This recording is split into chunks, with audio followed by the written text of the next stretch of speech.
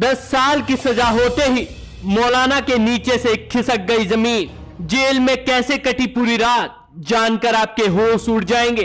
कैसे जेल की बैरक में पूरी रात करवट बदलता नजर आया मौलाना जर्जिस। जी हां, रेप के मामले में मौलाना जर्जिस को 10 साल की शेषम कारावास की सजा सुनाई गई है।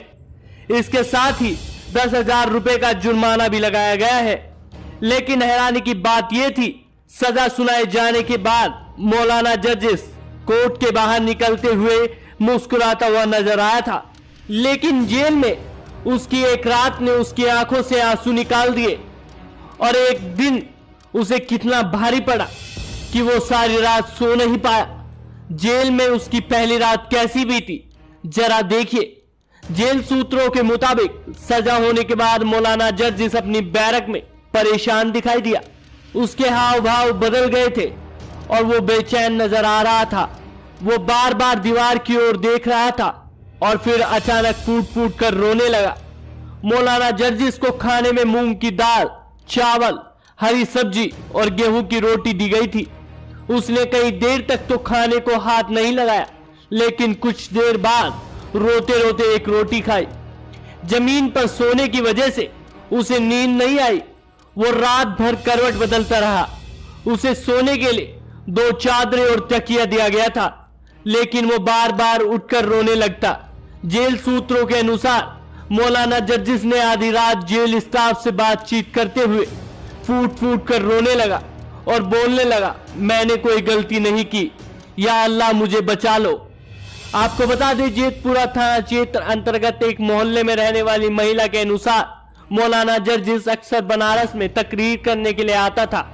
उस दौरान वह होटल में ठहरता था। तकरीर के दौरान ही वर्ष 2013 में उसका परिचय मौलाना से हुआ था। उसके बाद कई बार मुलाकात होती रही। जब भी वह बनारस आता तो मुझे होटल में बुलाता था। महिला ने बताया कि इस दौरान वह शादी का झांसा देकर होटल में कई बार उसके साथ दुष्कर्म किया और अश्लील वीडियो भी बनाया।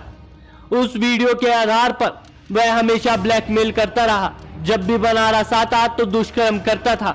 महिला के अनुसार मौलाना जर्जिस 19 नवंबर 2015 को उसके घर भी आया और उसे कमरे में खींचकर ले गया और वहां भी दुष्कर्म किया। महिला के अनुसार इसके साथ ही धमकी दी गई थी कि यदि इसका किसी से जिक्र किया तो तुम्हें पूरे हिंदुस्तान में बदनाम कर दूंगा।